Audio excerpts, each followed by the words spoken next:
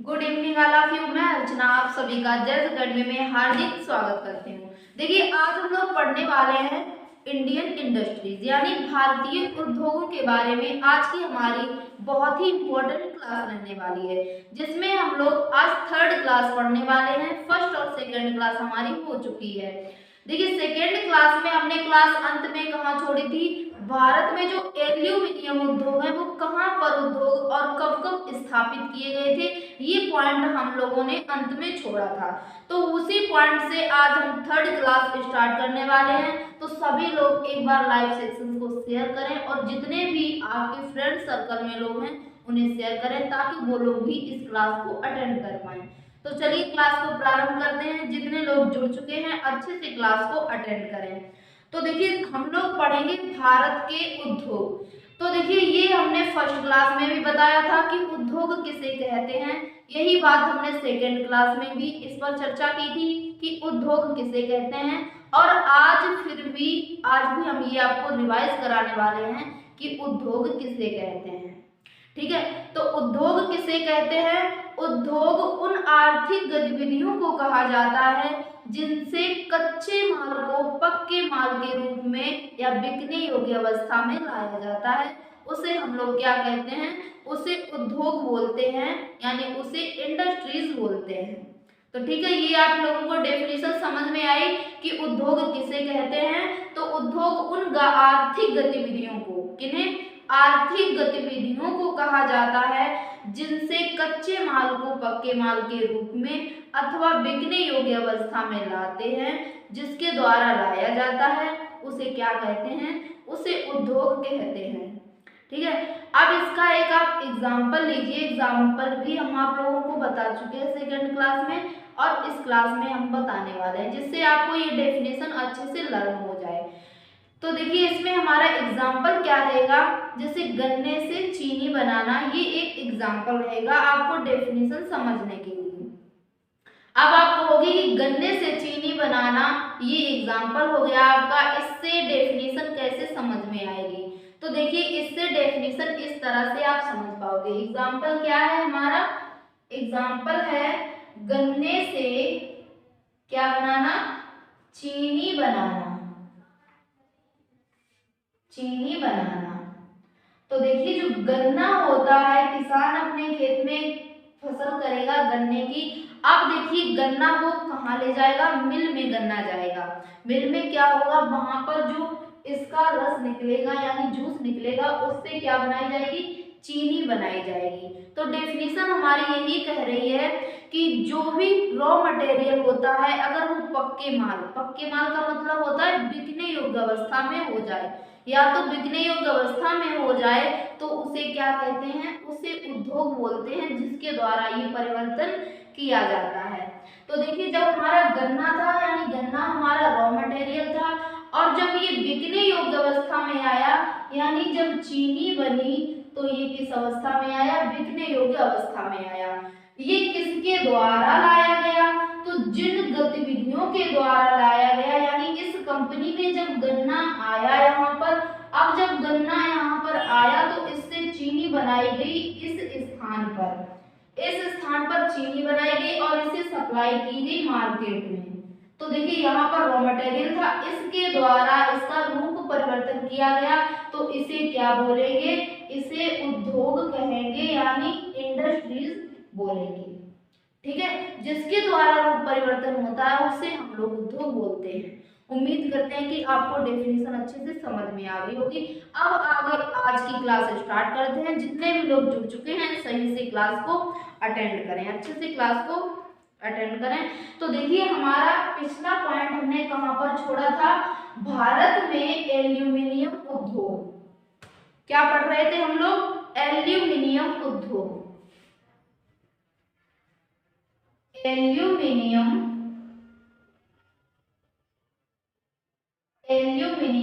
उद्योग।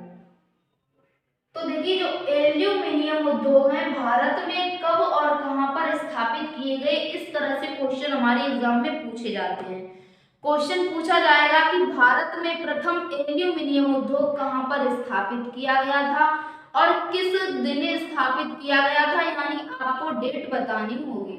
तो देखिए पहला एल्यूमिनियम कारखाना भारत में कहां पर स्थापित किया गया था, तो भारत में, आप भी नोट कीजिएगा अच्छे से, क्या कि भारत में पहला एल्यूमिनियम कारखाना, पहला कारखाना कहां पर स्थापित किया गया था, पश्चिम बंगाल के समीप। कौन सा स्टेट है हमारा, वेस्ट बंगाल के समीप, पश्चिम बंगाल के समीप जे.के. नगर। कौन सा नगर है, जे.के. नगर में स्थापित किया गया था। कौन सा नगर है, जे.के. नगर है, वहां पर स्थापित किया गया था प्रथम एल्यूमिनियम कारखाना। अब आप लोग सोचोगे कि सन कौन थी, अगर कहीं सन पूछी जाए यानी डेट पूछ दी जाए तो डेट क्या थी, 1937। इस डेट को प्रथम एल्यूमिनियम कारखाना खोला गया था भारत के पश्चिम बंगाल के समीप जे.के. नगर में स्थापित किया गया था। सन क्या थी, तो 1937 यानी 1937 में ये कारखाना स्थापित किया गया था। कब स्थापित किया गया था, 1937 में ये कारखाना लगाया गया था। अब देखिए जो एल्यूमिनियम कारखाने हैं भारत में इस समय बहुत कारखाने हैं। अब हम लोग उन्हें जानेंगे जो बहुत ही प्रसिद्ध है और एग्जाम में जिनसे क्वेश्चन पूछे जाते हैं। ठीक है, हम लोग ज्यादा डिटेल से वही चीज पढ़ेंगे जो एग्जाम में हमसे पूछी जा रही है। तो देखिए जो मुख्य एल्यूमिनियम कारखाने वो 3 हैं। भारत के प्रमुख एल्यूमिनियम कंपनियां कितनी हैं, तो 3 कंपनियां हैं भारत में प्रमुख एल्यूमिनियम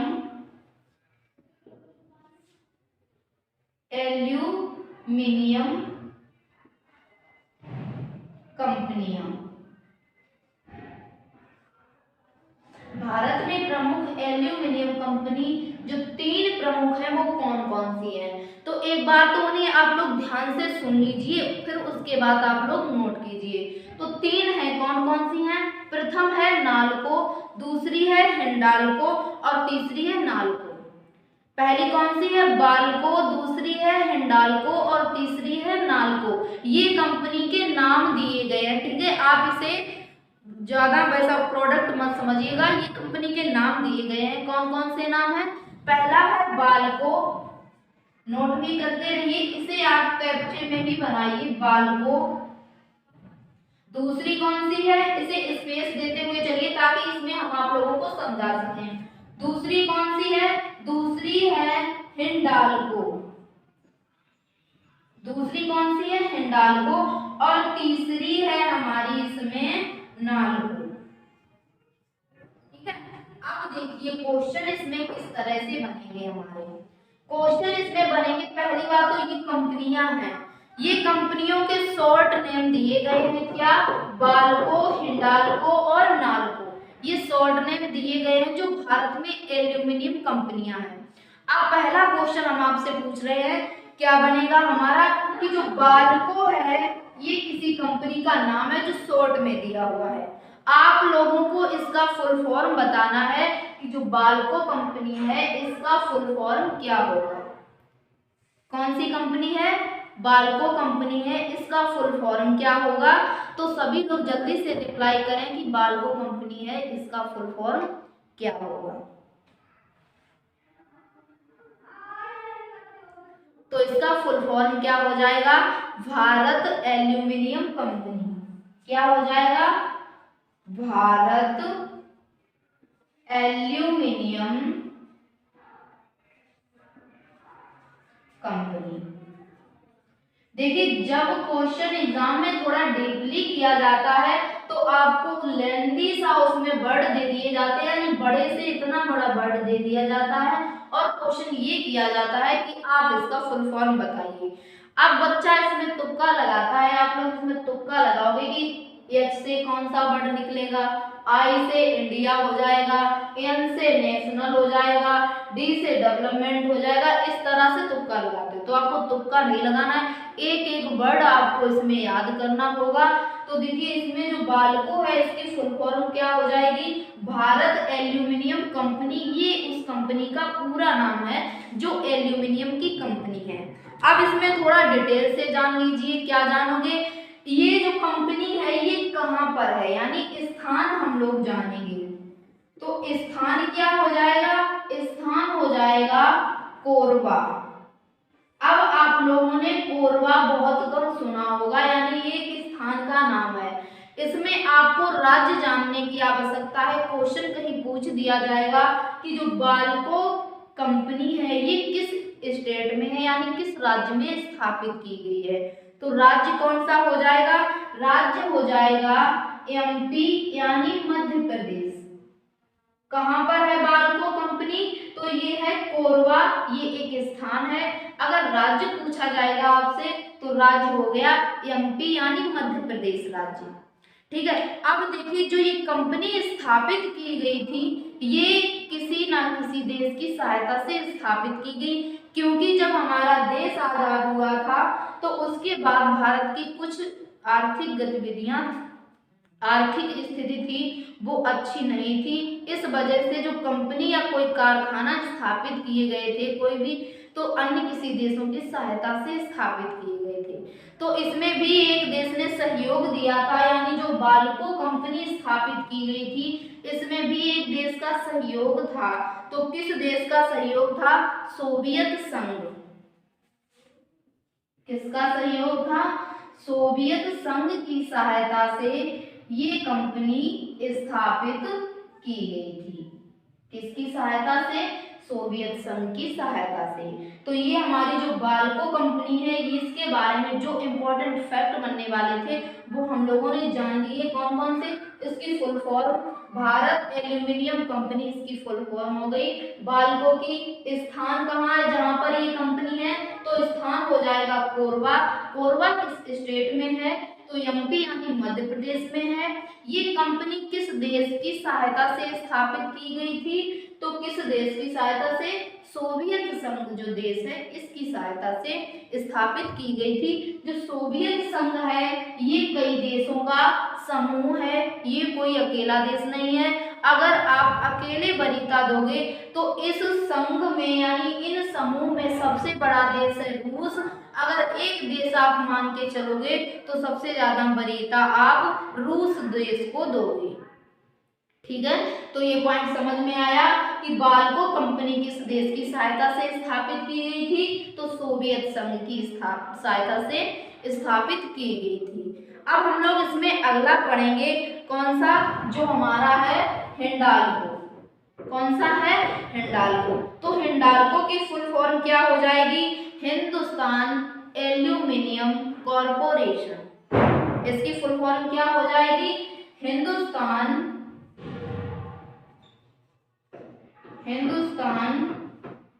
एल्यूमिनियम कॉरपोरेशन। ये किसकी फुल फॉर्म है, तो ये हिंडाल्को की फुल फॉर्म हो गई Hindustan aluminium corporation. Full form भी अच्छे से आप लोग नोट करते हुए चलिए। अब देखिए इसके बारे में भी हम लोग डिटेल से जानेंगे। तो देखिए जो ये कंपनी है ये कहाँ पर है, स्थान इसका लिख लीजिए। तो स्थान हो जाएगा रेडकूट। स्थान क्या हो जाएगा, रेडकूट। अब आप लोगों को कमेंट ये करना है कि जो स्थान दिया गया है रेडकूट ये किस स्टेट में है, यानी कौन से राज्य में ये स्थान है। तो जल्दी से सभी लोग रिप्लाई कीजिएगा कि रेडकूट किस राज्य में है। जो स्थान दिया गया है रेडकूट, हिंडाल्को, ये कंपनी रेडकूट में स्थापित है।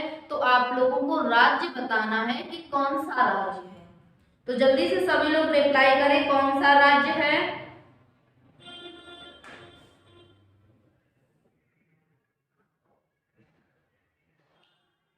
गुड, सभी लोगों के आंसर अच्छे से आ रहे हैं, सभी लोगों को कमेंट आ रहे हैं, यानी सभी लोग यूपी के दीवाने हैं, यानी सभी लोगों का आंसर क्या आ गया, यूपी। यूपी आंसर आ चुका है, यानी उत्तर प्रदेश। क्या आंसर आ गया? उत्तर प्रदेश। बहुत गजब आंसर आया सभी लोगों का। क्या? उत्तर प्रदेश यानी यूपी में। ठीक है, तो रेडकोट किस राज्य में है? यूपी में। अब देखिए ये कंपनी किसकी सहायता से स्थापित की गई थी? तो सहायता हो जाएगी यूएसए। यूएसए यानी आप सभी लोग समझते हैं यूएसए का मतलब क्या हो जाएगा? अमेरिका की सहायता से। जो हिंडाल्को है, एल्यूमिनियम की कंपनी है, ये अमेरिका देश है, इसकी सहायता से स्थापित की गई थी। कहाँ पर स्थापित की गई थी? तो ये स्थापित की गई थी रेडकोट में। रेडकोट किस राज्य में पड़ता है? तो ये हमारे यूपी यानी उत्तर प्रदेश राज्य में रेडकोट है। ठीक है, अब इसमें हमारी तीसरी कंपनी आएगी, कौन सी? नाल्को। तीसरी कंपनी हमारी कौन सी है? नाल्को कंपनी दी हुई है। तो देखिए नाल्को की फुल फॉर्म क्या हो जाएगी? National aluminium, national aluminium company. क्या हो जाएगा? नेशनल एल्यूमिनियम कंपनी, इसकी फुल फॉर्म हो गई। ठीक है, समझ में आई आप लोगों को? एन से, एन ए से हो जाएगी नेशनल, एल से हो जाएगी, एल से एल्यूमिनियम, और सीओ से क्या वर्ड बनेगा? कंपनी। ठीक है, इसी तरह से फुल फॉर्म बनती है, ना से नेशनल, एल से एल्यूमिनियम और सीओ से कंपनी। तो ये फुल फॉर्म हो गई नेशनल एल्यूमिनियम कंपनी, नाल्को की फुल फॉर्म। अब देखिए ये कंपनी कहाँ पर है? तो ये कंपनी है दामनजोड़ी में। स्थान क्या हो जाएगा? स्थान हो जाएगा दामनजोड़ी। दामनजोड़ी ये स्थान का नाम है।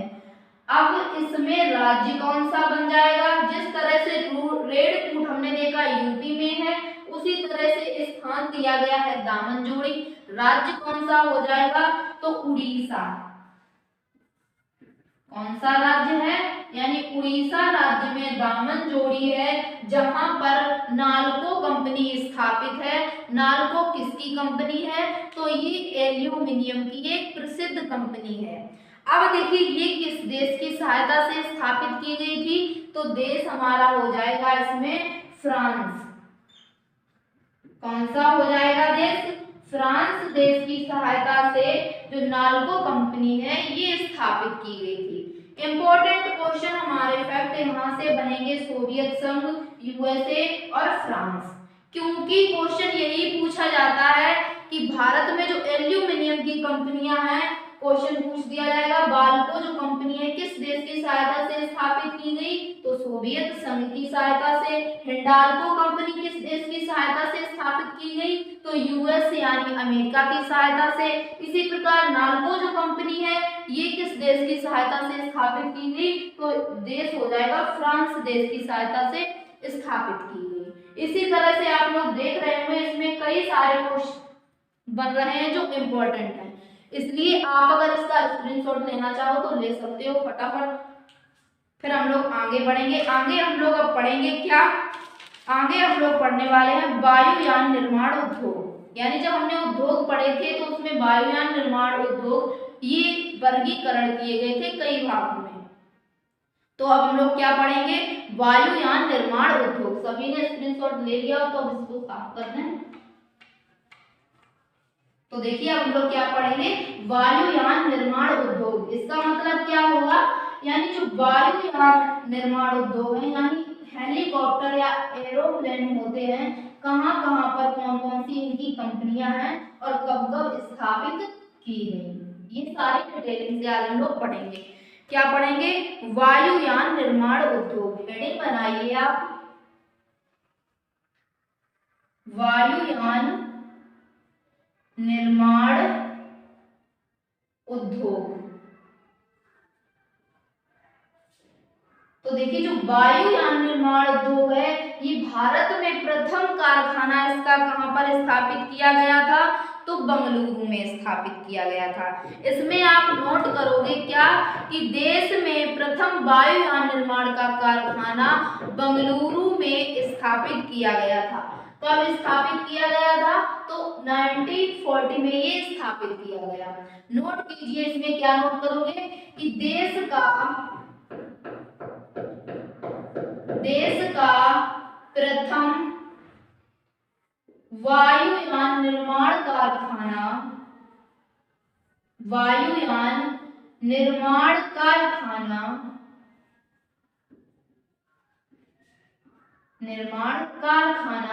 कब स्थापित किया गया?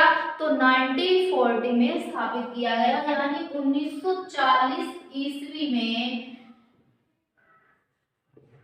कहां पर स्थापित किया गया? तो बंगलुरु में। कहां पर? बंगलुरु में स्थापित किया गया। कहां पर? बंगलुरु में स्थापित किया गया। अब देखिए, जब ये बंगलुरु में स्थापित किया गया तो देखिए जो कंपनी खोली गई इसका नाम भी था। तो इस कंपनी का नाम क्या था? इसका नाम था हिंदुस्तान एयरक्राफ्ट कंपनी। क्या था? Hindustan aircraft company. नाम था हिंदुस्तान एयरक्राफ्ट कंपनी। जब कंपनी खोली गई तो उसका नाम क्या रखा गया? हिंदुस्तान एयरक्राफ्ट कंपनी उसका नाम रखा गया। कब खोली गई? तो 1940 ईस्वी में ये कंपनी स्थापित की गई।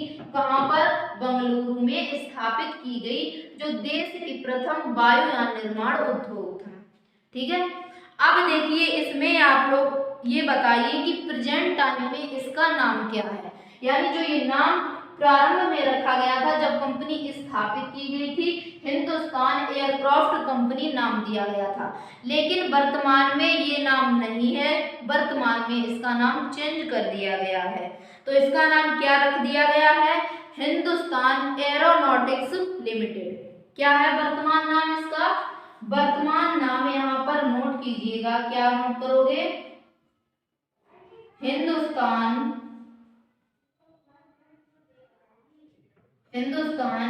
एरोनॉटिक्स। क्या हो जाएगा? Aeronautics limited. क्या हो जाएगा? Hindustan aeronautics limited. ये वर्तमान नाम हो गया। तो देखिए, क्वेश्चन हमारे यहाँ पर कितने बन के तैयार हुए कि जो वायुयान निर्माण उद्योग है ये प्रथम बार भारत में कब खोला गया था, कब स्थापित किया गया था? तो 1940 ईस्वी में प्रथम कारखाना स्थापित किया गया था। कहां पर? तो बंगलुरु में स्थापित किया गया था। अब देखिए, यहाँ पर इसका नाम क्या रखा गया था जब स्थापित किया गया था? तो हिंदुस्तान एयरक्राफ्ट कंपनी इसका नाम रखा गया था। लेकिन वर्तमान में नाम ये नहीं है, वर्तमान में नाम है हिंदुस्तान एरोनॉटिक्स लिमिटेड। ये वर्तमान में इस कंपनी का नाम है। ठीक है, आपको समझ में आ रहा है? इतनी बात समझ में आ रही कि इस कंपनी का वर्तमान में नाम क्या है और जब स्थापित की गई थी तब नाम क्या रखा गया था। तो सारे पॉइंट क्लियर हो गए वायुयान निर्माण उद्योग से। अब हम लोग इसमें देखेंगे जलयान, यानी जब हमने वायु के बारे में पढ़ लिया, अब हम लोग जल में जो उपकरण प्रयोग किए जाते हैं वो कंपनी कहाँ कहाँ पर स्थापित की गई थी। तो नेक्स्ट इसमें हेडिंग हम लोग बनाएंगे क्या? जलयान निर्माण उद्योग। यहीं पर बना लीजिए, जलयान निर्माण उद्योग। तो देखिए, इसमें आप लोगों को एक चीज कमेंट करनी होगी। क्या? अगर आपको कोई सा भी कंपनी या कोई भी कारखाना आपको पता है तो आप उसका जल्दी से नाम रिप्लाई कर दें, यानी जल्दी से रिप्लाई करें। कोई भी कारखाना हो जो जलयान का हो, अगर आपको नाम पता है तो सभी लोग जल्दी से रिप्लाई दें।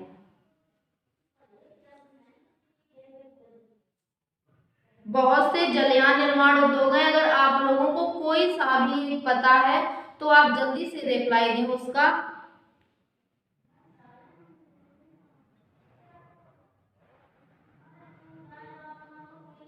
क्या है? Scindia steam navigation. सभी लोगों के आंसर क्या आ रहा है? Scindia steam navigation. ये प्रथम ही कारखाना था। सभी लोगों का आंसर सटीक आया है। जो प्रथम कारखाना भारत में स्थापित किया गया था जलयान निर्माण उद्योग, यानी जिसमें शिप यानी पानी वाले जहाज, पानी की पनडुब्बी जो होती है जल में चलती है, आदि जो पानी के उपकरण होते हैं वो बनाए जाते हैं। वो कंपनियां कहाँ कहाँ पर स्थापित की गई थी? तो देखिए पहले इसमें नोट कीजिए क्या कि पहला कारखाना 1941 ईस्वी में, कब? पहला कारखाना 1941 ईस्वी में Scindia shipyard limited, Scindia shipyard limited ये उस कंपनी का नाम है। क्या है?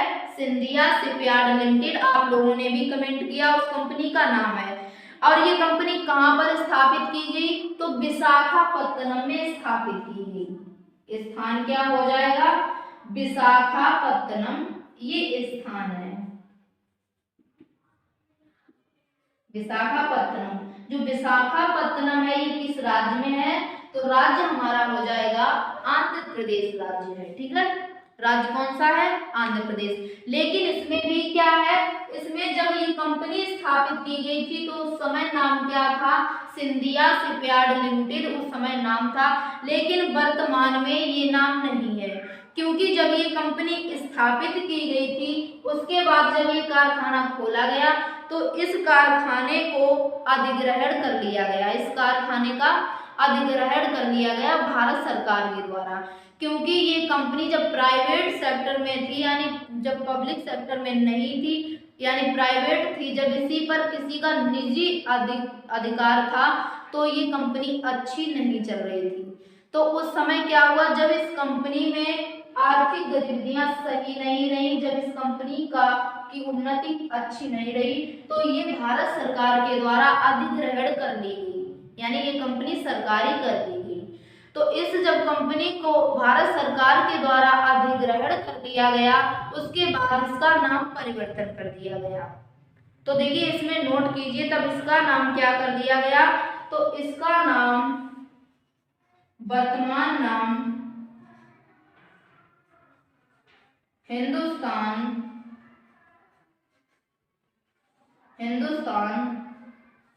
विशाखापत्तनम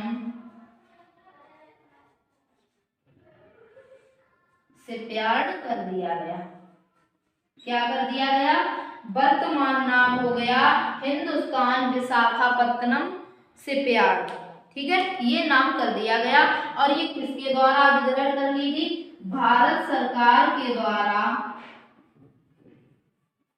भारत सरकार के द्वारा इस कंपनी का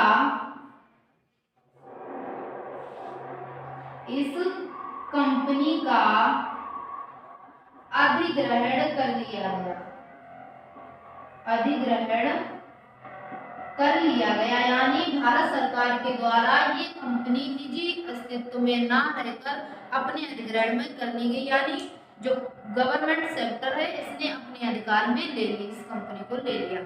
ठीक है, तो ये थी हमारी जल निर्माण उद्योग, यानी जो जल निर्माण उद्योग है ये कहाँ पर स्थापित किया गया था पहला कारखाना? तो ये 1941 ईस्वी में सिंधिया शिपयार्ड लिमिटेड ये कंपनी का नाम था। उसका स्थान क्या था? तो विशाखापत्तनम ये स्थान था जहां पर प्रथम जलयान निर्माण उद्योग की कंपनी स्थापित की गई थी।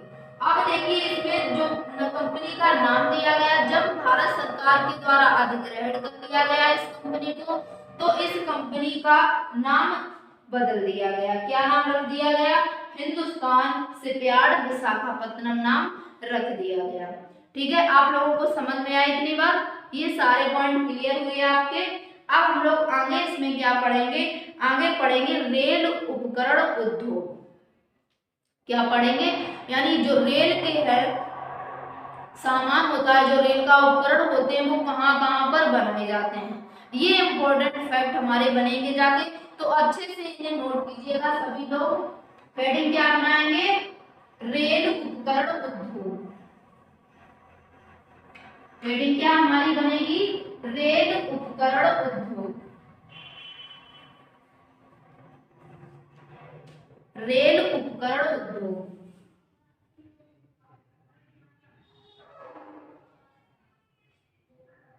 रेल उपकरण उद्योग। तो देखिए जो रेल उपकरण उद्योग है, ये जो उपकरण है रेल के, जो रेल बनाने में प्रयोग किए जाते हैं, तो कौन कौन से उपकरण है और कहाँ कहाँ पर इनका निर्माण होता है, ये हम लोग जानेंगे।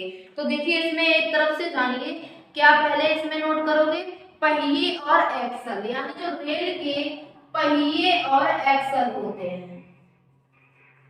रेल में पहिए लगे होते हैं, पहिए और एक्सल, ये इनका निर्माण कहाँ होता है? तो जो पहिए और एक्सल होते हैं, इनका निर्माण होता है बेंगलोर में।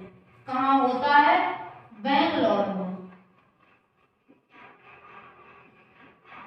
बेंगलोर में किसका निर्माण होता है? तो पहिए और एक्सल लगे होते हैं जो रेल में, उनका निर्माण होता है बेंगलोर में। अब देखिए जो हमारा बेंगलोर है, इसको क्या कहा जाता है? अंतरिक्ष का शहर कहा जाता है। अंतरिक्ष का शहर किसे कहा जाता है? बेंगलोर को कहा जाता है, क्योंकि अभी हमने आपको पढ़ाया जस्ट पीछे कि बेंगलोर में क्या होता था? वायुयान निर्माण उद्योग था। ये प्रथम बार कहाँ पर स्थापित किया गया था? बेंगलोर में स्थापित किया गया था। इसलिए अंतरिक्ष का शहर किसे कहा जाता है? बेंगलोर को कहा जाता है। तो रेल के पहिए और जो एक्सल हैं, इनका निर्माण कहाँ होता है? इनका निर्माण होता है बेंगलोर में। अब हम लोग इसमें अगला देखेंगे विद्युत इंजन, यानी जो रेल होती है उसमें जो विद्युत इंजन होता है, यानी जो बिजली से इंजन चलता है, उसका निर्माण कहाँ होता है? तो विद्युत इंजन का निर्माण किसका? विद्युत इंजन का निर्माण कहाँ होता है? चित्तरंजन में। इस स्थान का नाम क्या है? चित्तरंजन में। चित्तरंजन जो स्थान दिया गया है, यहाँ पर क्या होता है?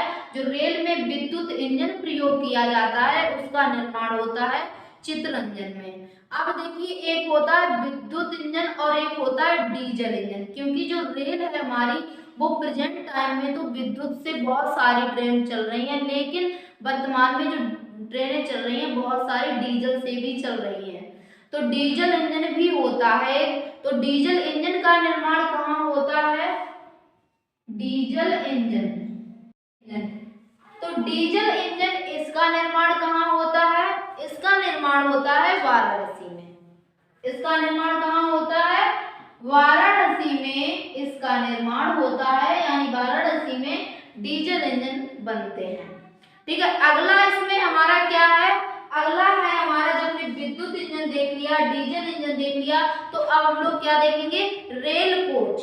क्या? यानी जो रेल कोच, यानी रेल के जो डिब्बे होते हैं, इनका निर्माण कहाँ होता है? तो इनका निर्माण होता है कपूरथला में। कहाँ होता है इनका निर्माण? कपूरथला में। कपूरथला ये किस राज्य में है? तो ये पंजाब राज्य में है। देखिए क्वेश्चन पूछा जाएगा, ये पिछली बार एग्जाम में क्वेश्चन पूछा गया था क्या, कि रेल के डिब्बे का निर्माण कहाँ होता है, यानी रेल के डिब्बे कहाँ बनाए जाते हैं? तो कहाँ बनाए जाते हैं? कपूरथला में बनाए जाते हैं। अगर क्वेश्चन इस तरह से पूछा जाए कि रेल के डिब्बे किस राज्य में बनाए जाते हैं, तो राज्य हमारा हो जाएगा पंजाब। ठीक है, राज्य हमारा कौन सा हो जाएगा? पंजाब। अब देखिए इसमें आधुनिक कोच फैक्ट्री क्या हो जाएगा? आधुनिक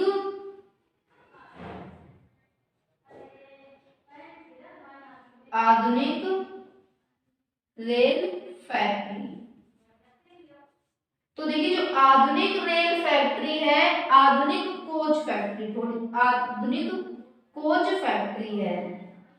तो ये आधुनिक कोच फैक्ट्री यानी यहाँ पर ये जो उपकरण है इनका निर्माण कहाँ होता है, तो इनका निर्माण होता है रायबरेली में। कहाँ होता है, रायबरेली में। देखिए जो रेल कोच ये थे, जब रेल प्रारंभ हुई थी यानी ट्रेन चलना प्रारंभ हुई थी, तब डिब्बे कहाँ बनते थे, कपूरथला यानी पंजाब में बनते थे। लेकिन आधुनिक यानी वर्तमान में जो ट्रेनें चल रही हैं उनके डिब्बे यानी उनका जो उपकरण है, उनका जो सामान है, उनका निर्माण कहाँ होता है, तो रायबरेली में उसका उपकरण तैयार किया जाता है। ठीक है, दोनों पॉइंट हमारे यहाँ पर क्लियर हो गए कि जो वर्तमान में है वो कहाँ पर तैयार किए जाते हैं, रायबरेली में। लेकिन जो रेल कोच यानी रेल के डिब्बे प्रारंभ में बनाए जाते थे वो कहाँ, कपूरथला में बनाए जाते थे। ये किस राज्य में है, तो ये पंजाब राज्य में है।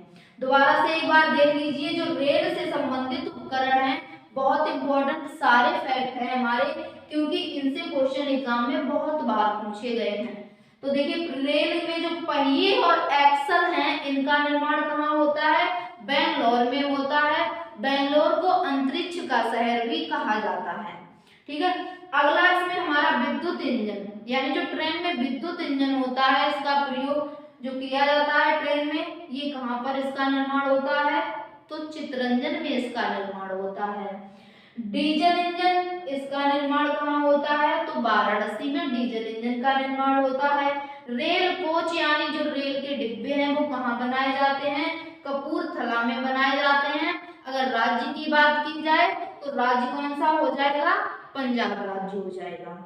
अगला था इसमें हमारा आधुनिक कोच फैक्ट्री, तो इन उपकरणों का निर्माण कहाँ होता है, रायबरेली में होता है। अब हम लोग पढ़ेंगे अगला इसमें पॉइंट, ये पॉइंट आप लोगों को अच्छे से समझ में आ गए। रेल से संबंधित सभी उपकरण आप अच्छे से नोट करें ताकि एग्जाम में अगर इनसे संबंधित क्वेश्चन आए तो आपका छूटना नहीं चाहिए। ठीक है, तो अब हम लोग आगे इसमें हेडिंग बनाएंगे, क्या बनाएंगे, चीनी उद्योग। अब हम लोग अगला उद्योग क्या पढ़ेंगे, चीनी उद्योग। तो देखिए चीनी उद्योग यानी चीनी के कारखाने हैं, ये भारत में कब और कहां प्रथम कारखाना खोला गया, ये हमारा फैक्ट इंपॉर्टेंट रहेगा।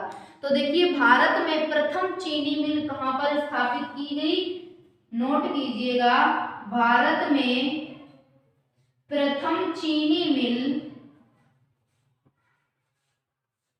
प्रथम चीनी मिल यानी चीनी की फैक्ट्री कब स्थापित की गई, 1903 ईस्वी में। कब, 1903 ईस्वी में बिहार राज्य में स्थापित की गई। किस राज्य में, बिहार राज्य में स्थापित की गई थी प्रथम चीनी की मिल, जो भारत में स्टार्ट की गई थी। किस राज्य में की गई थी, बिहार राज्य में। कब स्टार्ट की गई थी, तो 1903 ईस्वी में प्रारंभ की गई थी। ठीक है, चीनी उद्योग आप लोगों को समझ में आएगा। जो भी हमारे इंपॉर्टेंट फैक्ट बनेंगे उन्हीं को हम लोग पढ़ते हुए चलेंगे। तो चीनी से संबंधित, चीनी उद्योग से संबंधित इतने फैक्ट काफी थे, इंपॉर्टेंट थे, वही हम लोग नोट करते हुए चल रहे हैं। तो प्रथम बार भारत में चीनी उद्योग का प्रारंभ किया गया था 1903 ईस्वी में। प्रथम कारखाना कहाँ पर स्थापित किया गया था, तो बिहार राज्य में स्थापित किया गया था। अगला कारखाना हम लोग किसका पढ़ेंगे, सीमेंट उद्योग, यानी जो सीमेंट उद्योग है भारत में, इसकी प्रथम फैक्ट्री कहाँ पर स्थापित की गई थी और कब स्थापित की गई थी ये भी जानेंगे। कौन सा उद्योग हम लोग पढ़ेंगे, सीमेंट उद्योग, यानी जो मकान बनाने के काम में प्रेजेंट टाइम में आ रही है, सीमेंट प्रयोग लाई जा रही है, इसका प्रथम कारखाना सीमेंट उद्योग, इसका प्रथम कारखाना भारत में कब स्टार्ट हुआ, यही हम लोग जानेंगे। तो देखिए सीमेंट उद्योग है जो, इसका पहला कारखाना कब प्रारंभ किया गया था, 1905 में प्रथम कारखाना स्थापित किया गया। कब, 1904 ईस्वी में, सॉरी, इसका पहला कारखाना कब स्थापित किया गया, 1904 ईस्वी में स्थापित किया गया, 1904 में स्थापित किया गया। लेकिन देखिए इस जो कारखाना खोला गया ये कैसा रहा, असफल रहा। स्थापित किया गया कहाँ किया गया, तो मद्रास में, मद्रास में स्थापित किया गया। लेकिन क्या हुआ, ये कारखाना किसी कारणवश असफल रहा। कैसा रहा, असफल रहा। देखिए जब प्रथम बार ये कारखाना स्थापित किया गया कहाँ पर, मद्रास में स्थापित किया गया। कब स्थापित किया गया, तो 1904 में स्थापित किया गया। लेकिन क्या हुआ, ये सफल नहीं हो पाया किसी कारणवश। तो देखिए जब ये सफल नहीं हो पाया तो दूसरा कारखाना और लगाया गया। दूसरा कारखाना जब लगाया गया तो वो सफल हुआ, उसके बारे में भी हम लोग जानेंगे। तो वो कब लगाया गया, 1912 से 13। कब लगाया गया, 1912 से 13 में दूसरा कारखाना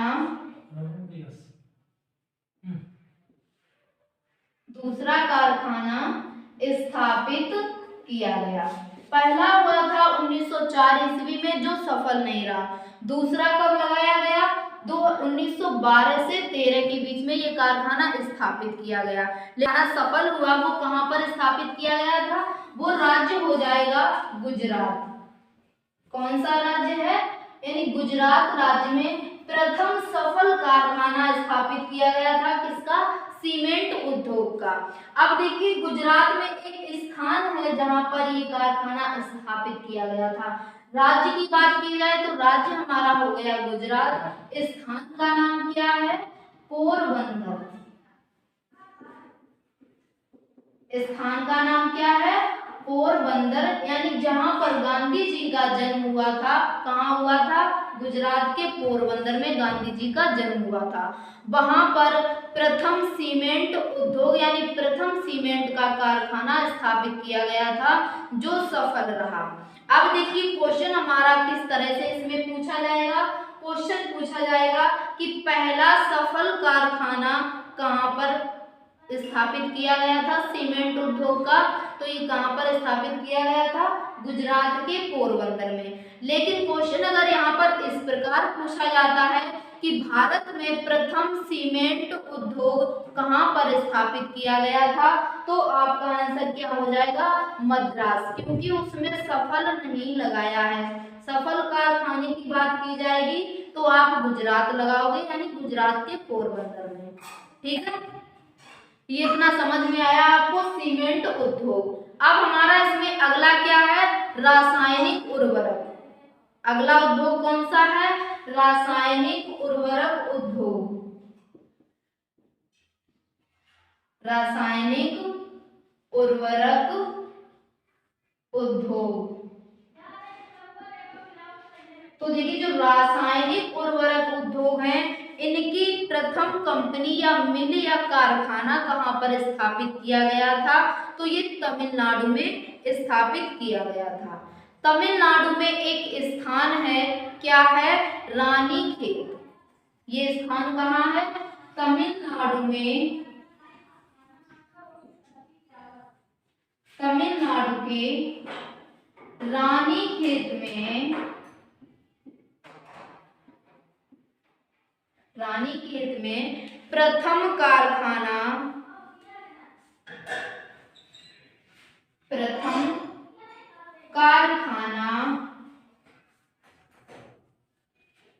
ये कब स्थापित किया गया, तो 1906 ईस्वी में स्थापित किया गया था।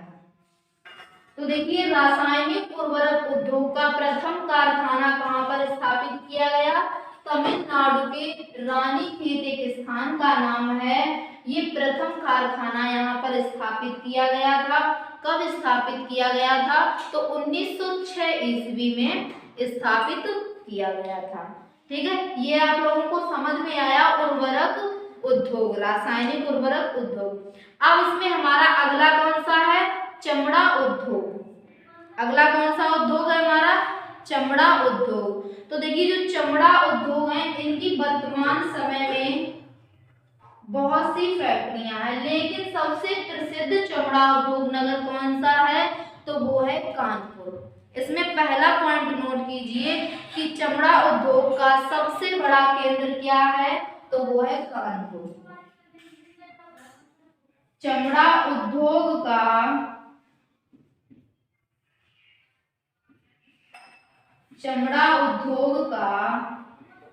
सबसे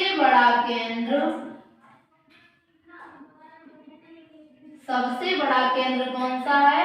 कानपुर। कौन है? कानपुर। तो क्वेश्चन कभी इस तरह से पूछा जाए कि चमड़ा उद्योग का सबसे बड़ा केंद्र कौन सा शहर है, यानी किसे कहा जाता है? तो कानपुर को कहा जाता है। अन्य भी इसमें शहर शामिल हैं जहां पर चमड़ा उद्योग फैक्ट्रियां स्थापित हैं। तो वो कौन कौन से शहर हैं? तो उसमें आएगा आगरा, मुंबई, कोलकाता, पटना और बेंगलुरु। इन क्षेत्रों में भी चमड़ा उद्योग की फैक्ट्रियां स्थापित हैं। कौन कौन से हैं? इनमें हो जाएंगे पटना, बेंगलुरु,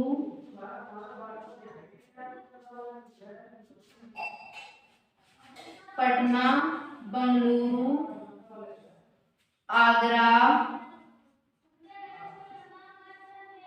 आदि इसमें शहर शामिल है। लेकिन जो प्रमुख केंद्र है वो कौन सा है? वो है कानपुर। ठीक है, आप लोगों को समझ में आया कि चमड़ा उद्योग का सबसे बड़ा केंद्र कौन सा है? तो कानपुर को चमड़ा उद्योग का सबसे बड़ा केंद्र माना जाता है। अब इसमें देखेंगे अगला हमारा कौन सा है? रेशम उद्योग। अगला उद्योग हमारा कौन सा है? रेशम उद्योग। और ये हमारा अंतिम उद्योग रहेगा। कौन सा उद्योग है? रेशम उद्योग।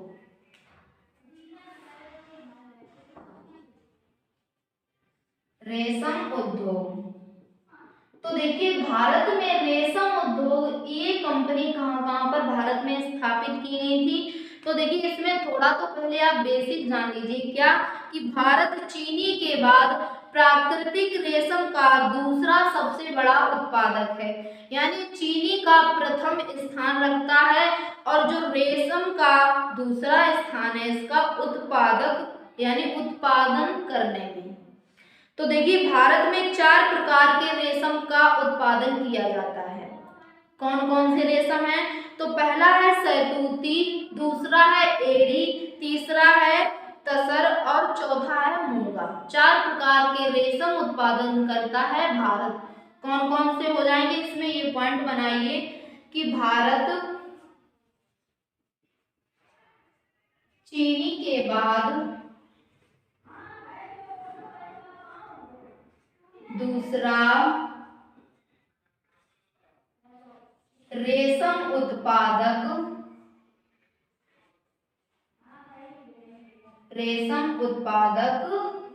राज्य है। रेशम उत्पादन में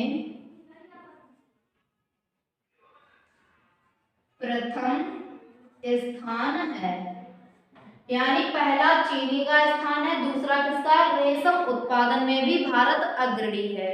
तो देखिए भारत में 4 प्रकार के रेशम का उत्पादन किया जाता है। कितने प्रकार के? 4 प्रकार के रेशम का उत्पादन करता है। कौन करता है? भारत। कौन कौन से हैं? पहला इसमें शहतूती, दूसरा है एरी। पहला कौन सा है? शहतूती, दूसरा है एरी, तीसरा कौन सा है? तीसरा है मूंगा और चौथा कौन सा है? तो चौथा है इसमें हमारा तसर। कौन सा है? तसर। तो 4 प्रकार के रेशम का उत्पादन करता है भारत देश। ठीक है, अब देखिए इसमें एक हमारा पॉइंट और इम्पोर्टेंट बनेगा, क्या कि भारत में ऐसा कौन सा राज्य है? भारत तो 4 प्रकार के रेशम का उत्पादन करता है, लेकिन भारत में भी 28 राज्य हैं। तो ऐसा कौन सा राज्य है जो सर्वाधिक रेशम का उत्पादन करता है? तो भारत में एक राज्य है, वो कौन सा है? कर्नाटक। तो देखिए जो कर्नाटक है ये विश्व में, यानी जितना पूरे विश्व में रेशम का उत्पादन होता है उसमें से 41% यानी 41% केवल कर्नाटक कच्चे रेशम का उत्पादन करता है। कौन सा राज्य है हमारा? कर्नाटक राज्य है। विश्व में मान के चलिए 100% रेशम का उत्पादन होता है, जिसमें से कर्नाटक कितना परसेंट उत्पादन करता है? 41% रेशम उत्पादन करता है। तो भारत में अग्रणी राज्य कौन सा है? कर्नाटक है। और जो कितने परसेंट उत्पादन करता है? 41% उत्पादन करता है। ठीक है, तो ये सारे पॉइंट क्लियर हुए कि भारत में 4 प्रकार के रेशम का उत्पादन किया जाता है।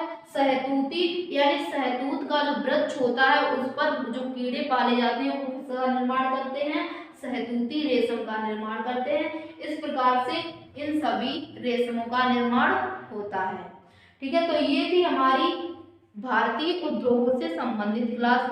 उम्मीद करते हैं कि आप लोगों को क्लास अच्छे से समझ में आई होगी, सारे पॉइंट आप लोगों को क्लियर हो गए होंगे। तो सभी लोग क्लास को लाइक करें, शेयर करें और बेहतर तैयारी के लिए चैनल को सब्सक्राइब करें। मिलते हैं नेक्स्ट क्लास में।